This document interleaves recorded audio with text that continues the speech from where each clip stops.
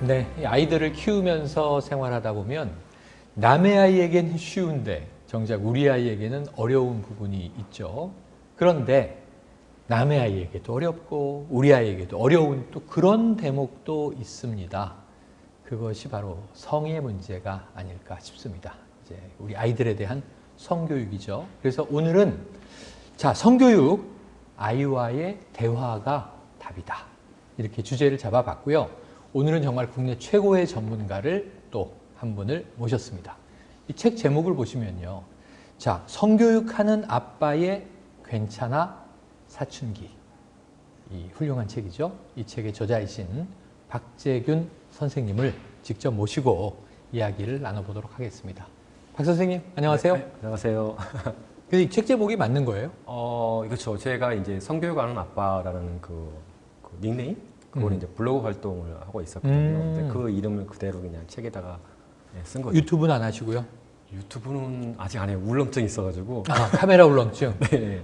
지금은 영상 시대인데. 그래서 와이프가 자꾸만 하라고 하긴 네네. 하는데. 사모님은 자꾸 부추기시는군요. 네, 근데 저는 막 하고 나면 막 식은땀 나고 막 힘들더라고요. 그래서 지금까지 글 쓰시는 게 더 편한 네, 그렇죠. 블로그에. 예. 하지만 이제 성교육하는 아빠로 이미 이름을 날리고 계시고, 성교육하는 아빠의 괜찮아 사춘기. 자, 무슨 내용인지 풀어보면서 네. 아까 우리 아이에게도 어렵고 남의 아이에게도 어렵고 그러면은 자녀가 있으세요? 지금은 이제 초등학교 이제 3학년 딸 이제 키우고 있죠. 딱 이제 성교육을 네, 지금 해야 될 되는. 때죠. 네. 자, 먼저 이제 따님의 아빠이시기도 한데 네. 성교육. 이게 엄마의 성교육과 아빠의 성교육은 또 다를 수밖에 없잖아요. 네. 성교육의 성별이 또 다른데 네, 그렇죠. 어떻게 다릅니까? 이제 제가 이제 그런 질문을 받긴 하는데 일단 차이라면은 아버님들은 이제 피하려고 하고요. 그렇지. 네, 어머님들은 당황하려고 해요. 네. 그러니까 결론은 뭐냐면 차이가 없어요. 그러니까 엄마나 교육적 아빠나. 관점으로 본다면은 아빠가 하든 엄마가 하든 차이가 없는데 이거를 이렇게 선입관이 딱 서는 것 같기도 하더라고요. 그래서 그건 없는데 근데 굳이 또 차이를 찾자고 그러면 성향 차이예요. 아빠라는 성향과 엄마라는 성향이 좀 다른 거지 이게 남녀로 구분할 필요는 없더라고요. 그래서 이제 그 부분이 있고 이제 좀 더 이제 들어가 보면은 이제 생물학적 차이는 있어요. 네. 그러니까 그 몸이 있으니까 예를 들어 뭐 아버지는 아들을 이해할 수 있는 몇 가지 이렇게 신체적인 그런 게 있거든요. 그런 차이는 있을 수 있죠. 예. 그런데 뭐 교육적으로는 사실 아빠가 하든 엄마가 하든 큰 문제는 없어요. 자, 아빠의 성교육과 엄마의 성교육이 있을 수, 빵 터지네요. 왜냐면 아빠는 피하려고 하고 엄마는 당혹하려고 한다. 네. 자, 그런데 이 자녀가 또 아들인지 딸인지에 따라서도 좀 그렇죠. 이 역할이 달라지지 않겠습니까? 원래는 이게 차이가 없어야 되는데 지레 겁을 먹는 거예요. 그러니까 예를 들어 이제 아버지는 딸을 할 때는 겁을 먹고요. 어머님은 이제 아들 할 때 겁을 먹어요. 이제 어느 정도 이제 애들이 사춘기 오면은 그래서 이제 피하게 되는 거죠. 동성이라면 조금 편한데 그래요. 네, 선입관일 수도 있죠. 그래요. 사실은. 이제 엄마, 아빠, 자녀가 사춘기에 접어들면서 성에 눈 뜰 때 우리가 보통 뭐 2차 성징이 온다 이런 이야기도 하고 그렇죠. 뭐 이건 인간이라면 누구나 겪어야 되는 발달 단계인데 그때 되면 이제 집에 서로 다른 구석에 쓱 붙어서 서로 겉돌게 된다. 한 집에 있는 가족인데도 어색해지겠죠. 참 성이 뭐 호환마마 호랑이보다 무섭긴 무서운가 봅니다. 네. 그런데 한번 생각을 해보면 저희가 어릴 때 자라날 때 그래 성을 어디서 배웠지? 그러면 저희 또래 많은 아이들은 또래 집단에게 배웠어요. 맞아요. 좀 조숙한 친구에게 배운 거예요. 조숙한 친구가 야 너희들 이런 거 알아? 그럼 저게 뭐지? 너무 민망하면서도 이제 귀가 쫑긋 정말? 저 말이 사실일까? 저런 게 있을까? 그러다가 이제 집에 가서 엄마 아이는 어떻게 나와? 그랬다가 이제 얻어맞고 시작하는 거잖아요. 그렇죠. 예전에 그렇게 은밀하게 조금씩 알아나가던 성과는 다르게 지금은 인터넷이라는 것, 모바일이라는 것이 뭐 이 성적인 컨텐츠의 홍수예요, 홍수. 맞아요. 그러니까 아이들에게 너무 어린 아이들에게 너무 과도한 것까지도 정보가 조금만 링크 따라가다 보면 쏟아져 나오는 시가 되다 보니까 우리 아이들은 이제 미디어를 통해서 어린 나이에 아주 손쉽게 흔히 다량의 이 성과 관련된 컨텐츠를 접하게 돼서 이게 어찌 보면은 처음으로 성을 알게 되는 또 이제 성교육을 원하든 원하든 시키는 시대가 된 건데 이게 바람직한 겁니까? 사실은 하면 안 되죠, 그렇게. 부작용이 네. 많은 거죠. 그런데 저도 알고 있고 아마 여기 시청하시고는 오는 부모님도 다 아세요. 스마트폰을 통해서 이런 걸 접할 것이다 라고 하는데 또 한편으로는 그러면 스마트폰을 주지 말아야 되는데 대부분 다 어릴 때 줘요. 어릴 때 주죠. 그렇죠. 그래서 이제 저는 그거 보면 되게 불안하기도 하고 그렇다고 해서 이제 그 애들이 본다는 거를 알잖아요. 그런데 그러면 아니까 이걸 막아야 될 것 같은데 막을 수가 없어요, 솔직히 말해서. 결국에는 어디서 어떤 나이 때는 모르겠지만 어디서 결국 다 봐요. 근데 부모는 아는데도 막을 수 없는 게 이제 현실이죠. 그래서 저 같은 경우는 이제 그런 질문을 많이 받는데 그럼 이거 어떻게 해결해야 될까요? 스마트폰을 안 줄 수도 없고 그렇다고 이거를 뭐 못 보게 할 수도 없고 그래서 제가 이제 솔직하게 어차피 다 볼 거예요. 뭐 지금 그런 시대에 살고 있으니까 이거를 어떻게 할 수 없으니까 반대로 생각해서 내 애는 보지 않을 거야라고 생각하지 마시고 이제 곧 볼 거야라고 판단을 하시고 애한테 뭐를 가르쳐야 되냐면 그런 거를 봤을 때 이게 옳은지 옳지 않은지 그 판단 기준을 가르치거나 길러주는 게 낫다. 그거를 막으려고 하면 어머니 거의 불가능해요. 아버님 불가능해요라고 이렇게 얘기를 하거든요. 솔직하게. 그리고 뭐, 예. 맞습니다. 그래서 지금 이제 그 고민을 이제 풀어내는 시간이 될 텐데 먼저 그럼 제가 아주 초보적인 것부터 한번 저희 박 선생님께 여쭤볼게요. 학교에 입학을 하면 어쨌든 아이들 단계별로 뭐 초, 중, 고 성교육이라는 걸 시키잖아요. 네. 학교라는 제도 교육기관에서 성교육을 공식적으로 시키는데 이 지금 성교육 저는 학교를 뭐 가본 지가 오래돼서 지금의 성교육은 어떤 수준입니까? 평가하시기에 큰 차이는 없어요. 예전이랑 다 비슷비슷한 상황인데 이제 뭐 제 딸 같은 경우도 요즘에는 이제 성교육을 빨리 해줘요. 그래서 어린이집 유치원부터도 해요. 초등학생 아니 어린이집 유치원에서도 부터 해주고요. 성교육은 한다. 네, 저희 때부터 엄청 빨리 시작을 해요. 그래서 이제 쭉 해서 이제 대학생까지도 하는 경우도 있는 거의 한 10몇 년 이상 가까이 하는데 사실 내용을 딱 열어보면은 초등학교 이후에는 비슷해요. 내용이. 근데 그 내용을 또 잘 보면은 그 지식 위주 아니면요. 폭력 예방 교육이 주류예요. 대부분 다. 그렇지. 그러니까 제가 이제 좀 알고 있는 정도는 어린아이들도 성범죄의 대상으로 노출이 되다 보니까 요즘에 뭐 세상이 험하다라고 부모가 다 느낄 텐데 특히 이게 딸 키우기 힘든 세상이다 이런 얘기 많이 하시는데 그러면 이제 유치원 정도 어린이집만 가도 자, 낯선 남자가 혹은 뭐 이제 아는 면식범이라 하더라도 남자가 만지려고 할 때 싫다고 의사표현을 해라 이런 교육을 시키더라고요. 그렇죠. 그런 정도는 알고 있는데 주로 범죄 예방 교육이 주류입니까? 그렇죠. 학교는 아무래도 이게 좀 잘 생각해야 되는데 여기는 책임 소재가 명확한 곳이에요. 또 남자, 그렇죠. 여자가 그렇죠. 섞여서 다 같이 섞여 이제 학교는 공부를 하고 가능한 책임을 이거를 예방을 해야 되는 입장이니까 아무래도 성폭력이나 이런 교육을 강화할 수밖에 없는데 근데 내용이 이제 반대로 이제 생각해 볼게요. 그 아이들한테 이제 물어보거든요. 학교 성교육이 어때라고 하면은 주로 하는 말이 재미없어요. 기억이 안 나요. 무슨 말이에요? 이런 얘기를 너무 많이 들어요.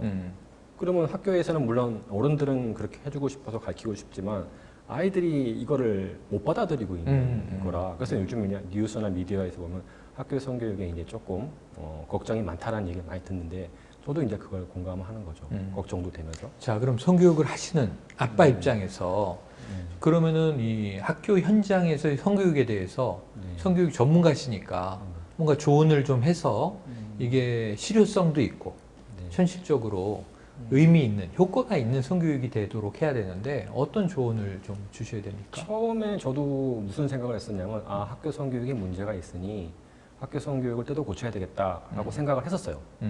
근데 그걸 계속하면서 또 학교 선생님도 얘기를 들어보고 또 이제 부모님 이야기, 얘기 다 들어보니까 학교에서 할 수 있는 게 한계가 있어요. 솔직하게 얘기해서. 왜냐하면 이거를 본인이 자기 기준에 맞춰서 얘기한다고 해도 선생님들이 근데 아이들은 다 다르거든요. 그리고 그 부모님도 다 달라요. 그래서 어떤 부모님은 이건 과하다. 어떤 부모님은 이거 너무 수준 낮은 거 아니냐. 뭐 이렇게 하다 보니까 학교는 이 부분에서 이제 수위를 맞추다 보면은 결국엔 낮은 수위로 갈 수밖에 없어요. 그러면 수준이 낮다 보니까 또 한쪽에서는 유치하다, 재미없다. 근데 이 부분을 쉽게 할 수가 없는 거죠, 사실은. 그래서 그걸 학교 선생님도 알고 본인도 힘들어하지만 해결책을 못 구하는 건데 문제는 또 이런 생각도 해요. 그러면 성폭력, 성추행 뉴스가 막 일어나는데 과연 이런 일이 생기는 아이들이나 어떤 어른들이 지식을 몰라서 그걸 몰라서 그런 일을 하나라고 하면 그건 아니거든요. 근데 제가 볼 때는 그런 분들이 몰라서 그러는 게 아니라 그 의식이나 가치관에 문제가 있는 거예요, 사실. 그러니까 그 부분을 가르쳐야 되는 게 제 바람이죠. 중요한 말씀이네요. 그러니까 범죄의 기준을 몰라서가 아니라 그보단 성이라는 것에 대한 좀 종합적인 가치관 형성에 문제가 있으므로 더 본질에 들어가서 교육이 시작돼야 한다. 그러면 이제 한번 저도 궁금한 게 있어요. 왜냐하면 뭐 어른들은 성을 다 아나요? 모르죠. 네네. 제가 예전에 이 성의 철학이라는 책을 봤는데 깜짝 놀랐어요. 저자가 수도사더라고요. 금욕하는 분이잖아요. 금욕하는 분이 성에 대한 책을 이렇게 두꺼운 거 한 권에 썼길래 수도사가 왜 성에 대해서 책을 쓰셨지? 그 서문을 보고 제가 깜짝 놀란 게 현대 사회에는 이 성과 관련된 것들이 넘쳐난다. 맞아요. 또 성에 대한 욕망이 넘쳐난다. 왜 그럴까? 이 질문을 던지는데 그것은 정말 아름답고 행복한 성을 누리지 못하고 결핍이 많기 때문이다. 맞아요. 여기서 이제 일탈된 성들의 문제가 시작된다. 그럼 우리가 사실은 성은 좋은 거잖아요. 필요한 거잖아요. 그럼 성을 건강하고 행복하게 정상적으로 누리면 문제가 없을 텐데 그렇지 못해서 사회가 막 이리저리 이제 일그러지고 있는 거죠. 그러면 이제 우리 성교육 전문가 박재균 선생님이 정의하시는 성이란 무엇인가? 일단 말씀하시는 게 저도 공감하는 게 저희 시대 때 어떤 아버님이 저한테 물어봤어요. 제가 막 강의를 하는데 벌쩍 손을 들면서 아니 우리 시대 때 다 음란물 있었고요. 저희도 다 보고요. 지금도 보고 있는데 저는 변태도 아니고 나쁜 사람도 아니다. 그런데 요즘에 이걸 자꾸만 이걸 가지고 이래라 저래라 하는데 좀 이상하게 들린다라고 얘기하더라고요. 그래서 그렇죠. 저도 음란물 봤고 예전에 청소년 때 그리고 뭐 제 친구 다 보고 있고 하는데 나쁜 사람들은 아니거든요. 그런데 왜 그런가 보면은 저희가 봤을 때 음란물이랑 지금 보는 음란물이랑 전혀 다른 곳이에요. 그래요. 왜냐하면 저희가 보던 음란물은요, 그 감아 돌리는 테이프 시대였고요. VHS 방식의 그렇죠. 비디오. 네, 청계천에서 이렇게 비디오. 해서. 그런데 이제 요즘 애들은 유튜브예요. 그렇죠. 옛날에는 이 음란물을 소유하기가 힘들어요. 어렵게 구해서 어디 몰래 숨겼다가 아까 말한 대로 소수의 애들한테만 전해지는 상황인데 요즘은 호주머니에 쉽게 말하면 음란물 기계를 끼고 다니는 거예요. 그렇죠. 소유를 할 수 있는 거예요. 그러니까 소유를 하고 있고 전부 다 갖고 있으니까 돌려보기도 되고 전달도 되고. 그러니까 월등히 많은 양의 이제 음란물을 보고 있는 거고 저희 때는 이게 보는 애들이 그렇게 많지가 않았던 거죠. 그다음에 또 이제 강도 면에서 보면은 저희가 봤던 음란물은 수위가 좀 낮아요. 그런데 이제 그 시대가 점점점 발달되면서 경제 수준이 이제 올라가면서 복잡해지고 힘들어지는 과정에서 이 아까 말한 성의 억압으로 인해서 이 음란물도 강도가 점점점 높아지고 있는 거예요. 왜냐하면 그거는 만족이 안 되고 그거로 해소가 안 되니까. 자기의 강도가 높아진다. 그런데 문제는 또 하나가 문제는 이제 저희 때는 음란물을 보는 나이대가 빨라야 청소년이에요. 근데 문제는 그 스마트폰에 빨리 전달되니까 요즘 보는 애들의 나이대는 월등히 더 떨어져요. 심지어 미취학 아동부터. 그렇죠. 유아촌 애나 미취학생을 다 보고 있는데, 그러니까 애들은 보는 시간은 낮아졌는데 강도는 높아지고 더 많이 보고 쉽게 보고. 그러니까 이제 그 아버님한테 얘기했죠. 저희가 보던 거랑 너무 다른 거다. 그러니까 저희가 이거를 보고 받는 충격이랑 요즘 애들이 그 받는 충격이랑은 차원이 다르다. 그래서 이걸 보완하기 위해서 성교육을 할 수밖에 없는 게 안타까운 현실입니다라고 얘기했죠. 성교육이 오히려 더 절박해진 시절에 도착한 것 같습니다. 그렇죠. 자, 그리하여 이제 한번 이 박재균 선생님의 성교육의 세계로 한번 풍덩 들어가 보도록 하죠. 자, 부모의 관점이에요. 아까 얘기하셨듯이. 근데 우리 아이들은 성장을 해요. 자, 우선 미취학 아동 때가 있고요. 영유아기를 거쳐서. 이게 우리가 흔히 아는 아이들의 또 성적 발달 단계가 있잖아요. 자, 그래서 이제 초등학교 단계, 뭐 초등학교도 구분하면 저학년, 고학년, 중딩, 중학생의 단계, 고딩, 고등학생, 고등학생만 돼도 뭐 다 컸죠. 그래서 여러 가지가 있는데 이 단계별 성교육의 과제와 어떤 이제 실행, 방안 이런 걸 좀 여쭤보고 싶습니다. 미취학 아동, 네. 성교육 어떻게 됩니까? 일단 이거를 구분을 하려고 하는데 네. 답부터 말하면은 구분할 필요가 없어요. 구분할 필요가 네, 없다. 왜냐하면 똑같다? 아이들마다 성적 호기심이 너무 다르는 거 이거 있어요. 개인 차가. 예, 예. 그러니까 저도 이제 애들 교육을 해주는데 6학년 애가 초등학교 1학년 애랑 비슷한 애도 있고요. 초2인데도 벌써 중학교 수준을 알고 있는 애가 있어. 근데 그걸 잣대를 딱 학년과 나이로 끊어버리면은 이상한 거예요. 이해가 그런데 되네요. 어쩔 수 없는 게 뭔가 기준이 필요하기 때문에 이걸 학년과 나이로 끊을 수밖에 없는데 그 기준을 이제 하게 되면은 제가 이제 그 교육 시스템을 일단 다 제끼고 그냥 아이들만 보게 되면은 일단 미취학생 부류가 있긴 있어요. 그 다음에 초등학교 저학년 부류가 하나 있고요. 그 다음에 초등학교 이제 고학년, 5, 6학년 이상에서 중2까지. 그때 부류가 한 부류가 있고, 그때가 이제 사춘기가 가장 왕성할 때, 일어날 때.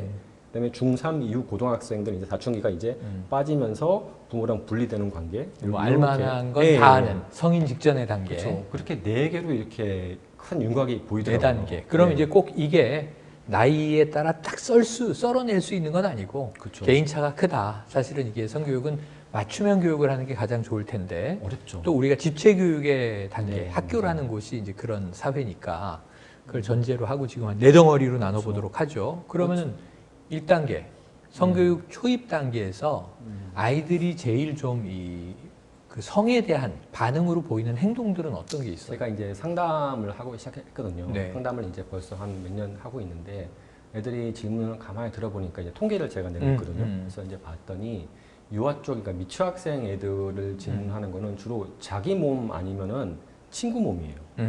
근데 그것도 이제 구체적인 게 아니라 그 대강, 그냥 대충 얘기고 호기심 쪽 이런 쪽인데 얘들이 초등학교 이제 저학년에 올라가면은 이제 자기 몸에 대해서 좀 구체적으로 알려고 하는데 이제 성기 쪽에 관심이 많아져요. 특히 이제 남학생들은 그래서 내 고추가 왜 작아요, 왜 크기가 얼마 돼요, 막 등등등 막 이렇게 묻기 시작하다가 얘들이 이제 고학년, 초등학교 고학년 올라가서 이제 중학교 2학년까지는 이제 저희가 걱정하는 이제 음란물, 그다음에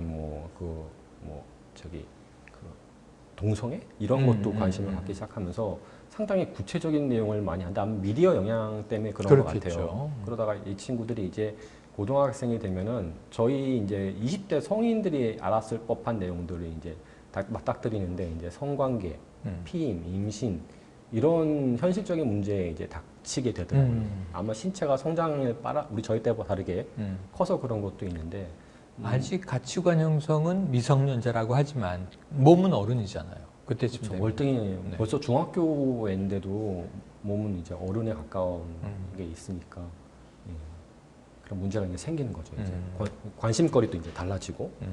그래서 자, 그러면은 이제 구체적으로 이제 제가 부모예요. 네. 지금 우리 아이가 5살이에요. 네.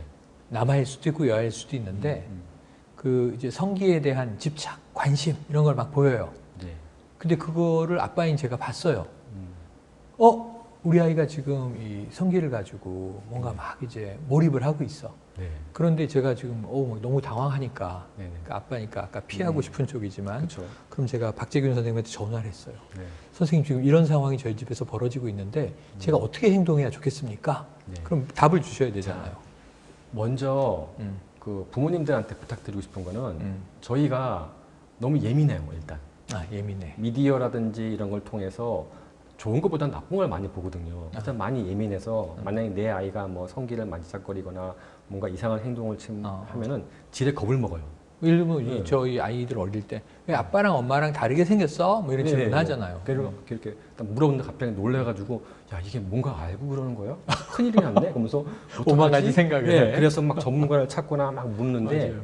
그맘때 아이들 미취학생 그 5살, 6살 애들을 그 호기심은 그 수많은 호기심 중에 그냥 스쳐 지나간 아주 작은 호기심이에요. 정말 궁금할 수밖에 없어요. 그러니까 쉽게 말하면 이렇게 대청마루 누있다가 아빠 하늘은 왜 파래 이런 거랑 비슷한 그렇죠. 거예요. 그러니까 얘가 아빠 머리카락이 예를 들어 짧아요.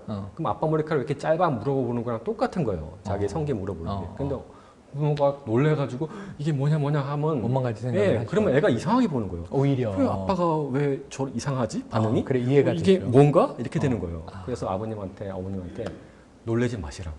놀래지 정말 단순한 호기심이니까 대수롭지 않게 그냥 행동을 하고 초연하게. 예.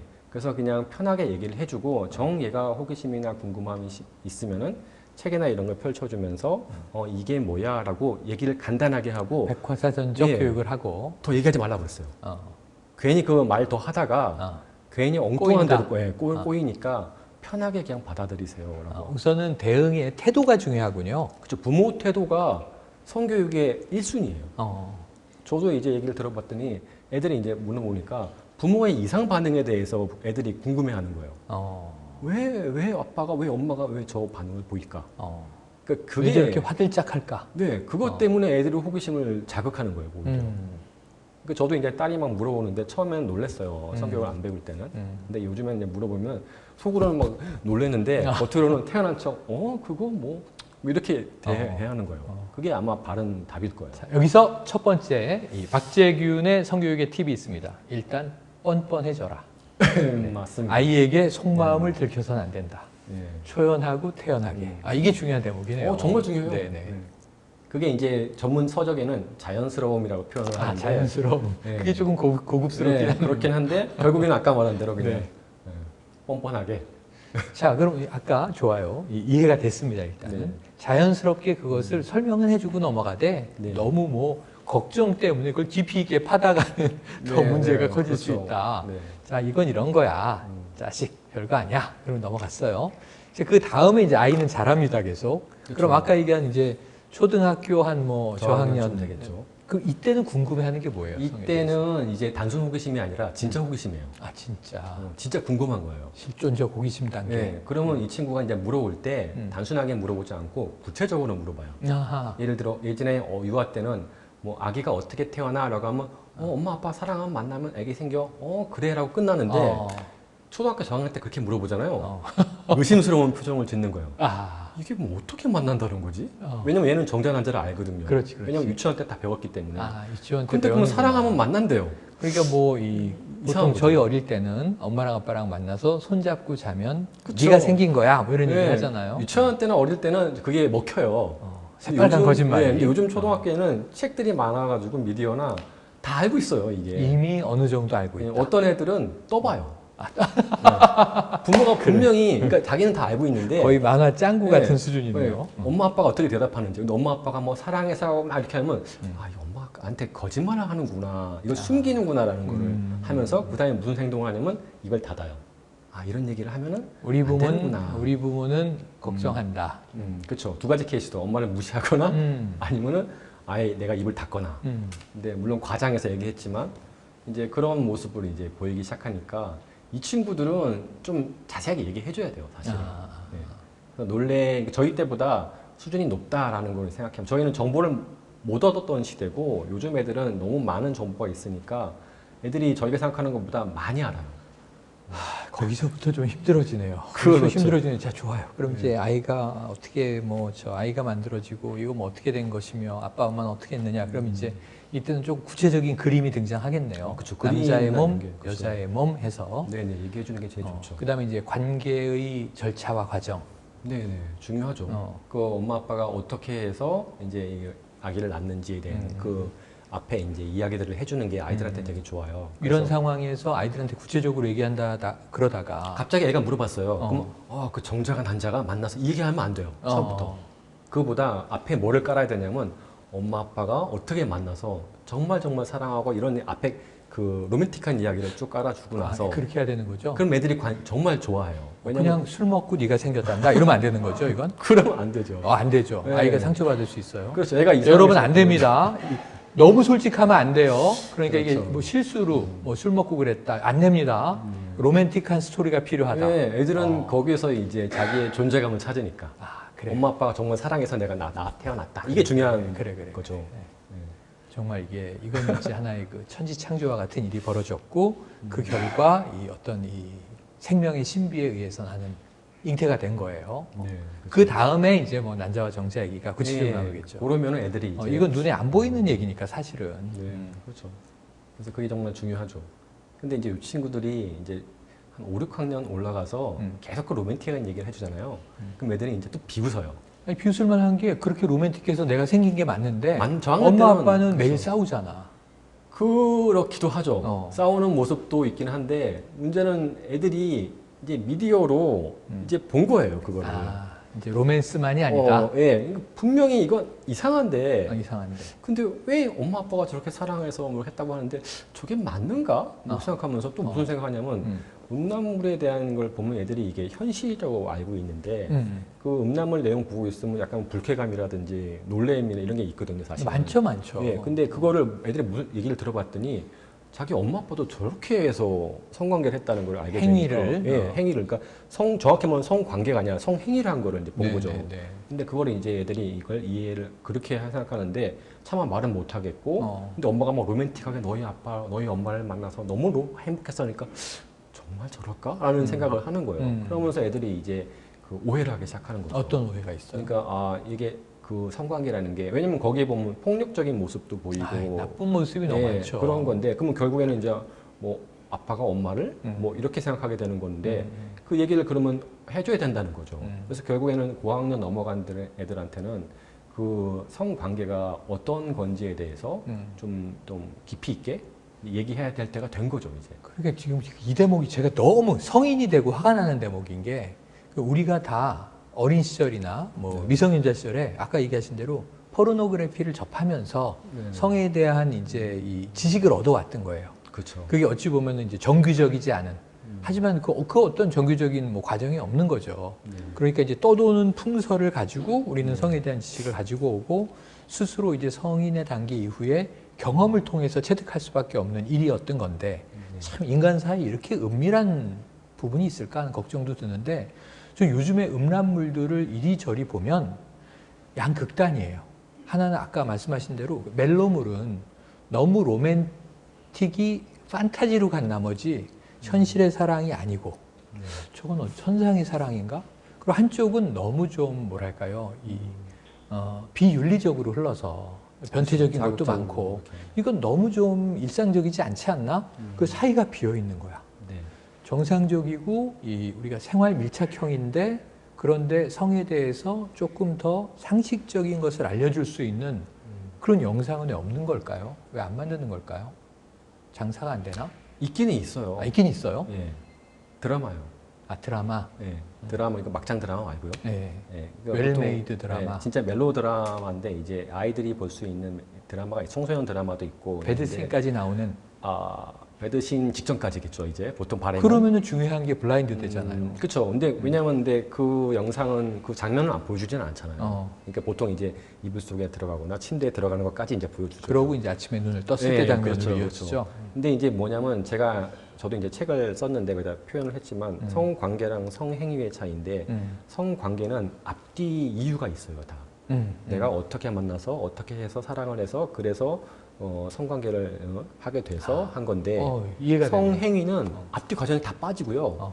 그거만 나온 거예요. 그거만. 근데 그거를 이제 과장하냐 안 하냐의 차이인데 애들한테 성교육을 하고 싶고 그 관계라는 걸 알려주고 싶으면은 드라마에 보면 거기 잘 나와요. 영화도 이제 있긴 하지만 앞뒤 과정을 설명해주면 애들이 이제 예전처럼 저희처럼 무지하지 않거든요. 그래서 어른들이 어떻게 해서 왜 성관계까지 왔을까라는 거를 납득이 되거든요.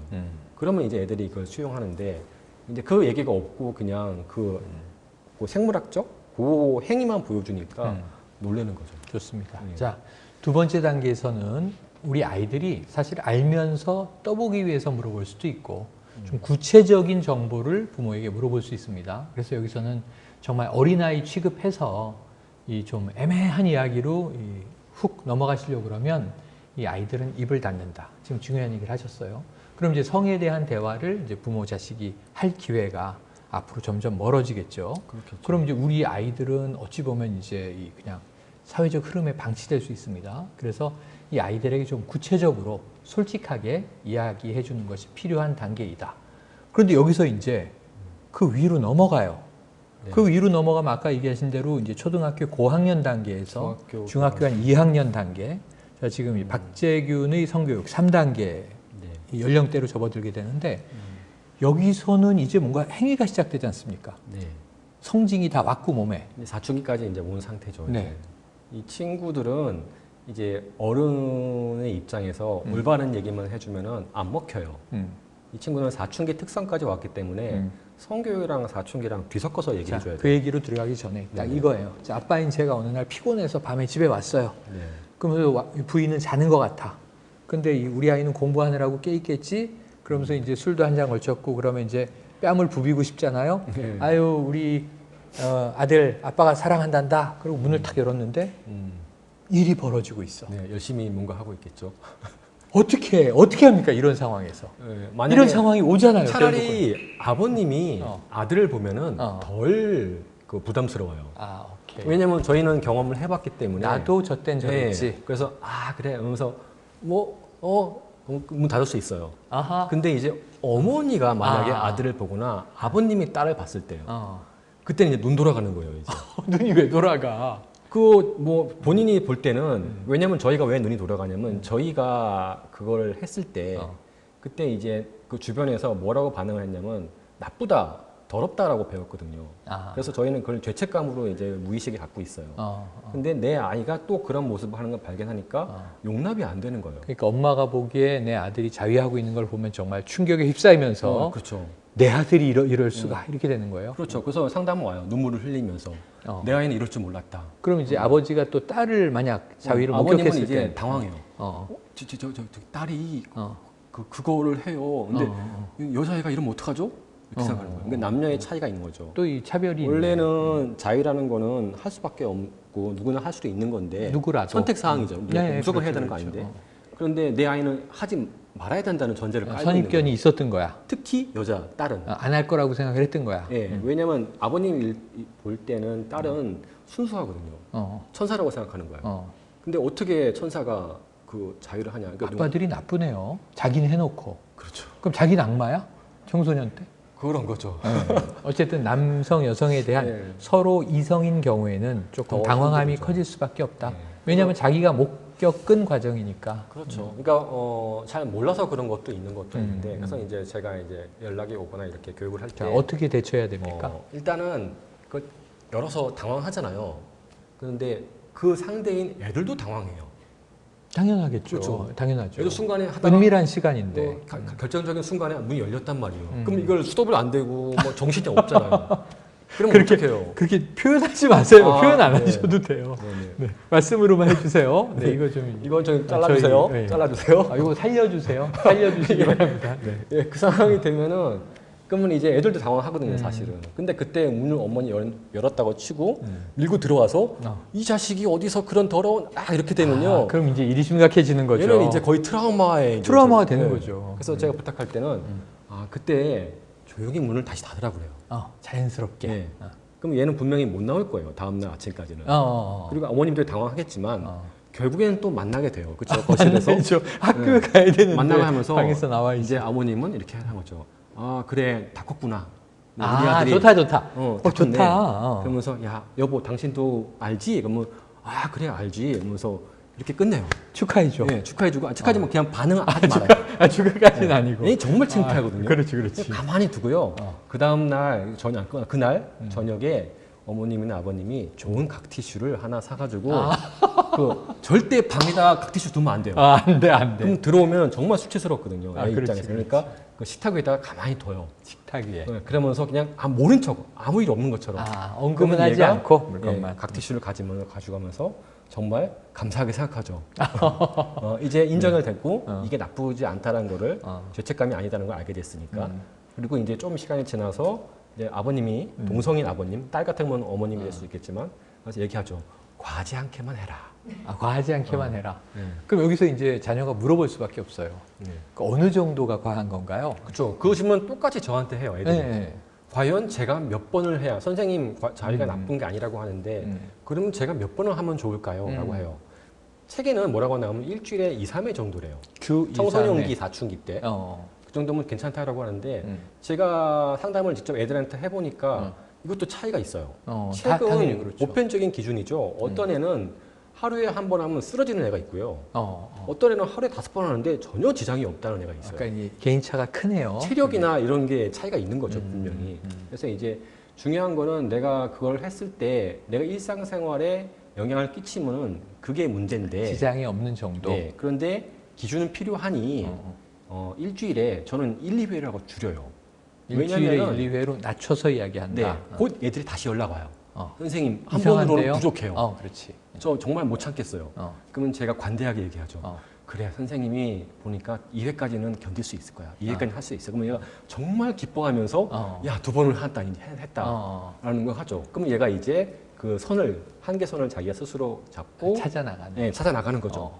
아, 이제 그렇지. 맞아요. 성교육하는 입장에서는 그래, 사람마다 뭐 일주일에 10번일 수도 있고, 일주일에 그렇죠. 두세 번일 수도 있는데, 아이들한테 그 무제한 괜찮단다 이럴 수는 없잖아요. 그렇죠. 어. 그럼 뭐 자기가 그러고 자기에게 맞는 균형을 찾기 위한 가이드라인을 좁은 데서부터 넓혀주는 거군요. 근데 하나 전제 조건이 있는 게 그 자위를 얘기했다고 해서 자위를 이제 그 해도 된다라는 얘기는 아니에요. 부모 입장에서는 아, 이거를 하게 될 수도 있는데 선택 사항인데 네가 과하지 않게라고 이제 손을 좀 그어줄 필요는 있어요. 왜냐면 해도 돼라고 하면은 애가 당연하게 하게 될 수도 있거든요. 그래서 이제 그 정도 선은 이제 좀 지켜주는 넘지 말아야 선을 이렇게 그어주는 게 이제 부모가 해줄 수 있는 그런데 선이죠. 오늘은 어쩔 수 없이 이제 오신 연사분이나 진행을 보는 저도 남자기 때문에 이 남성의 입장에서 얘기할 수밖에 없는 게 지금 그게 당시에는 정말 당황하고 수치스러운 경험이지만 그렇죠. 이제 장성해서 어른이 돼 보면 아, 그 자연스러운 발달 단계구나. 그러니까 저와 친구들이 그런 경험이 있단 말이에요. 그렇죠. 그런데 제 경우에는 친구들보다 좀 늦었어요. 그런데 지금 돌이켜 보면은 부모님이 그때 그 제가 자라났던 주택 공간의 구조상 모르실 수가 없어. 네. 모르실 수가 없는 거야. 근데 저는 그때 즐겼고, 그리고 부모님은 아무 말도 안 해서, 그때는 저는 모르시는구나. 우리 엄마 아빠 바보, 모르고 나는 그러네.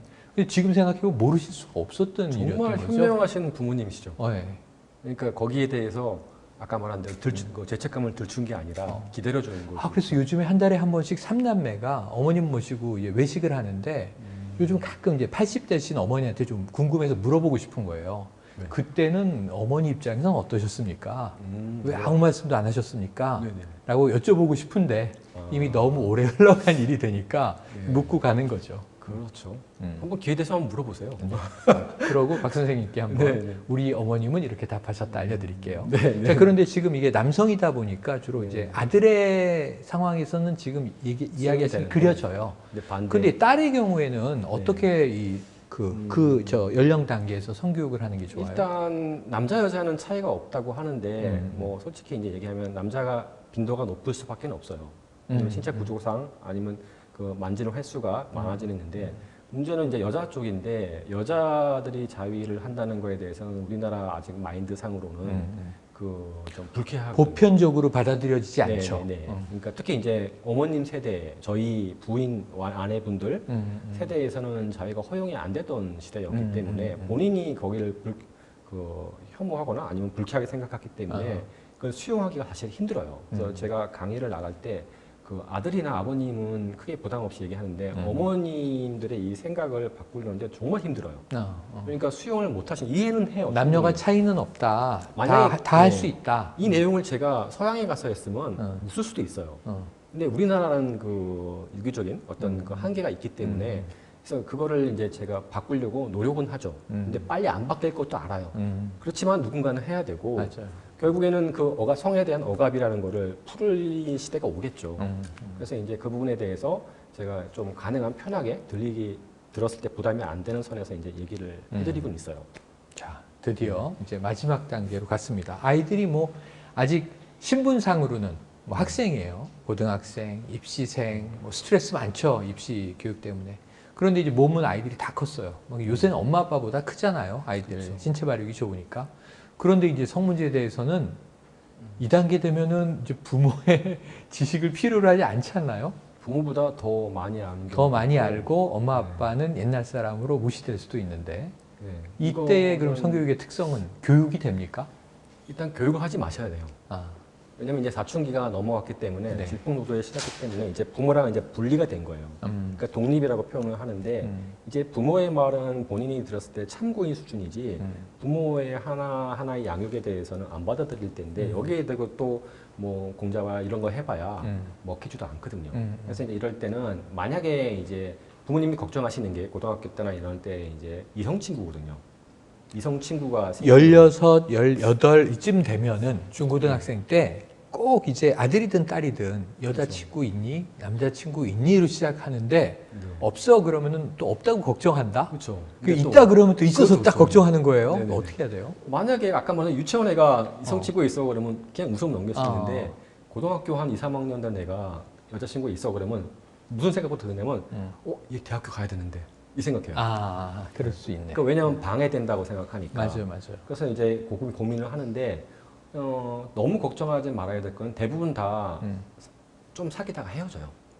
오래 못 가. 네, 왜냐면 이 사춘기라는 그 청소년기 때는 불안정한 시대이기 때문에 감정 기복이 너무 심하거든요.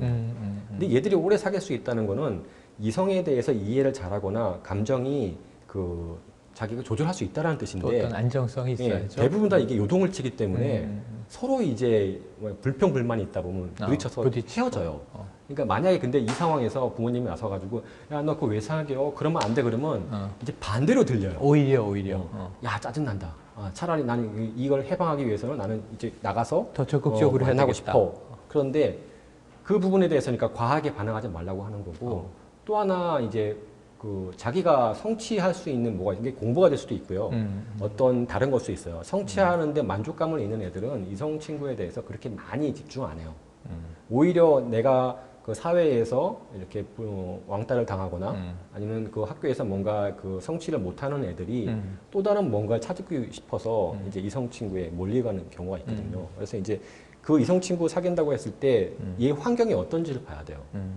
얘가 예를 들어 뭐 나름대로의 그 좋은 환경과 그 부모님이 가정 내에 그 소통이 잘 되고 뭐 자기가 하고 싶은 걸 잘하고 있는 애들은 이성에 대해서 그렇게 집착을 안 하는데 그 반대인 환경인 애들이 문제가 생기는 거거든요. 그래서 제가 이제 그 고등학교 이상 오시는 부모님한테 얘기할 때는 어머님, 아버님 그 성교육을 안 해도 사실 문제 없어요. 얘들이 문제가 되는 경우는 환경에 영향을 받을 수밖에 없기 때문에 그게 우선이지 성교육을 안 했다고 모두 문제된다 그러면 지금 우리나라 모든 아이들 전부 다 문제돼요. 근데 그게 아니기 때문에 과연 내 가정에 지금 내 아이가 어떤 위치이고 소통을 잘하고 있는지 그거 먼저 보세요라고 하거든요. 그래서 그 방향으로 한번 가시는 게 도움이 될 것 같고 믿어야 돼요. 믿어야 된다. 우리 아이들을 믿자. 네. 믿는 쪽이 네. 이제 가장 바람직하죠. 근데 이제 마지막 단계에서 부모의 걱정은 그럴 것 같아요. 남자친구가 있어요. 여자친구가 있어요. 하면 이제 부모 입장에서 대학 가야 되는데도 걱정이 당연히 있겠지만 이 성의 관점에서 보면 얘는 해봤을까? 우리 아이가 해봤을까? 이 걱정이 있고 그다음에 이제 또 딸의 부모는 더 걱정이겠지만 혹시 임신의 걱정은 없나? 네. 얘네가 피임은 하나? 네네. 구체적인 이제 걱정들이 있을 거고 이런 그게 문제들은 이제 어떻게 가장 소통을 해야 됩니까? 힘든데 물어봐야 됩니까? 네, 이제 애들이 연락이 오는 경우 있고요. 그거를 발견한 부모님이 연락 오는 경우도 있어요. 그러니까 저는 중간자 입장에서 양쪽의 이야기를 다 듣는데 이 다 큰 청소년 애들은 자기는 다 컸대요 이제 알 거 다 알고 그다음에 이제 이성 친구를 이제 가볍게 사귄 게 아니라 벌써 1, 2년 사귀어가지고 진지하게 받아들이고 있는 친구들은 이제 자기는 이제 사랑을 한다라는 표현을 하고 정확히 말하면 사랑은 아닐 수도 있겠지만 사랑을 한다고 하면서 이제 성관계에 대한 것도 나도 이제 인간이고 성욕을 갖고 있는 존재인데 근데 왜 이거를 못하게 하느냐 나는 그래도 뭐 피임을 잘 한다라고 하는 친구도 있고요. 근데 이제 문제는 들어보면 피임을 못하는 친구가 허다해요. 그러니까 피임이 뭔지를 안 알려주는 거예요. 사회에서 어른들이. 기본이 안 돼 있는 네. 경우도 허다하다. 그래서 심지어는 이제 그 고등학교 애가 콘돔을 제가 살 수 있냐고 물어봐요. 제가 콘돔 사도 되나요? 네. 근데 그건 약국이나 편의점에 다 살 수 있거든요. 누구나. 근데 그런 질문도 그거 미성년자도 살 수 있어요? 네, 살 수 있어요. 그럼 이렇게 신분증 내세요 이렇게 안 그런 거 물어보는 없어요. 거죠? 네, 네, 네. 좀 근데 몰랐어요. 그 질문은 대학생도 똑같이 해요. 어. 선생님, 제가 대학생인데 콘돔을 살 수 있어요? 너 어른이잖아. 그러네요. 그러면서 살 수 있어? 그러면 좋아하더라고요. 그러면 그러니까 근데 문제는 그 다음에 콘돔을 사도 이걸 어떻게 해야 될지 모르는 경우도 많고 또 여학생들은 이제 그 경구 피임약을 어떻게 하는지도 모르겠고 그러니까 분명히 학교에서 배웠거든요. 배우긴 배웠는데. 다 배웠는데 이게 모르는 건데 제가 나중에 알고 봤더니 아무리 가르쳐도요 본인이 관심이 있을 때만 그게 들려요.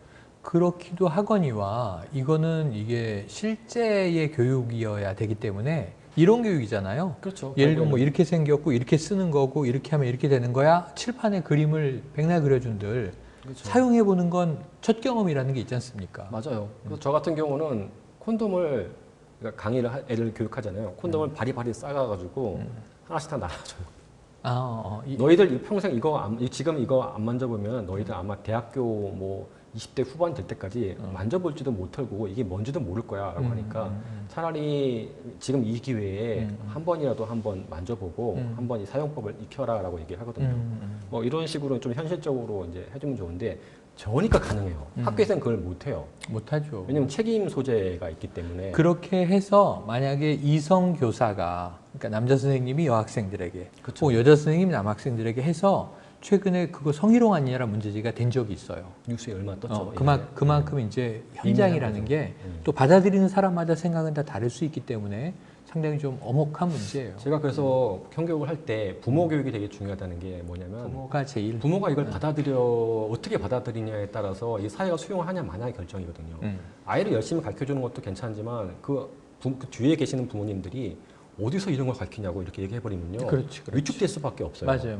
그래서 이제 이거를 깨기 위해서 저는 처음에 저도 이제 애들을 가르쳐야지라고 시작을 했는데 점점점 이게 알고 보니 애들이 또 중요하지만 그 뒤에 계신 부모님들을 알려드리지 않으면은 이걸 못 받아들인다라는 결론이 나오더라고요. 그래서 이제 그 교육도 같이 병행을 해야 된다는 생각을 해요. 그래요. 오늘 뭐 이야기하다 보니까 시간 가는 줄 모릅니다. 왜냐면 그만큼 이게 뭐 단순히 흥미 위주의 이야기가 아니라 우리의 이 사회에 또 인간의 실존하고 연결되어 있는 중요한 영역인데 이게 때로는 너무 과도하게 다뤄져서 문제고 때로는 너무 은밀하게 덮여서 문제고 때로는 이게 너무 민감하게 다뤄져서 문제고 그러니까 사실은 이 균형을 잡는 게 쉽지 않은 주제인 게 맞아요.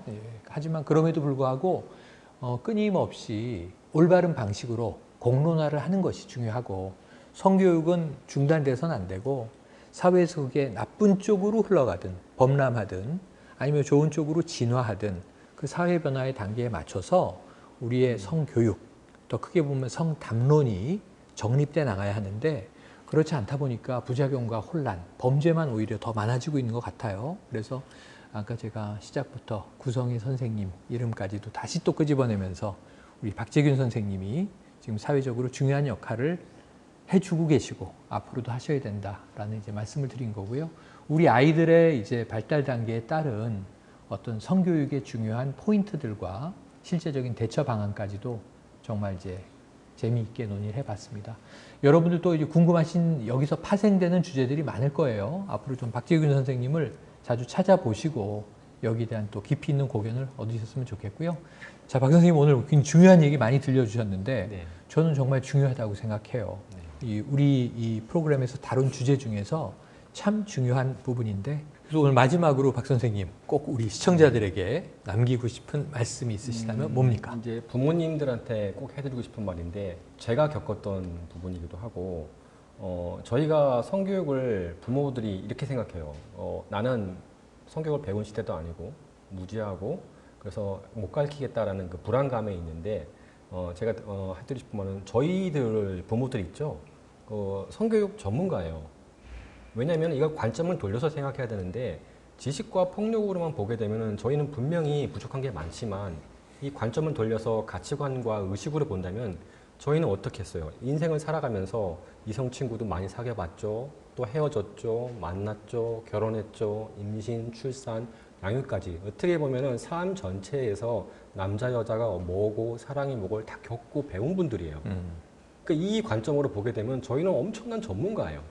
그러니까 이걸 못하겠다. 내가 지식을 몰라서 정전환자를 몰라서 내가 폭력에 대해서 겁이 나서 못한다고 생각하시지 마시고 내 삶의 경험이 아이들한테 중요한 성에 대한 가치관 교육이라고 생각하시고 부모의 그러니까 내가 겪었던 이야기를 아이들한테 강요하기보다는 좀 부드럽게 이야기를 해줘서 아이들이 살아가는 데 있어서의 좋은 기준이 되기를 바라는 그쪽 방향으로 했으면은 저희는 지금도 당장 성교육 해줄 수 있는 거예요. 그 말씀을 꼭 해드리고 싶어요. 너무 중요한 말씀이고 와닿는 말씀이네요. 자, 오늘 주제랑 딱 맞습니다. 성교육, 아이와 대화가 답이다. 회피하지 말라. 스스로 돌이켜보면 우리가 성에 대해서 또 이야기하지 못할 것이 무엇인가. 근데 그것을 우리 아이의 관점에서 우리 아이의 수준에 맞게 적절하게 가르치는 것, 알려주는 것. 그것이 또 부모 세대의 역할이기도 하죠. 그래서 오늘은 국내 최고의 전문가, 아까 이 책 성교육하는 아빠입니다. 성교육하는 아빠 괜찮아 사춘기 걱정하지 마, 이런 이제 책을 써주신 박재균 선생님을 모시고 이야기 나눠봤습니다. 오늘 말씀 정말 고맙습니다. 네, 고맙습니다.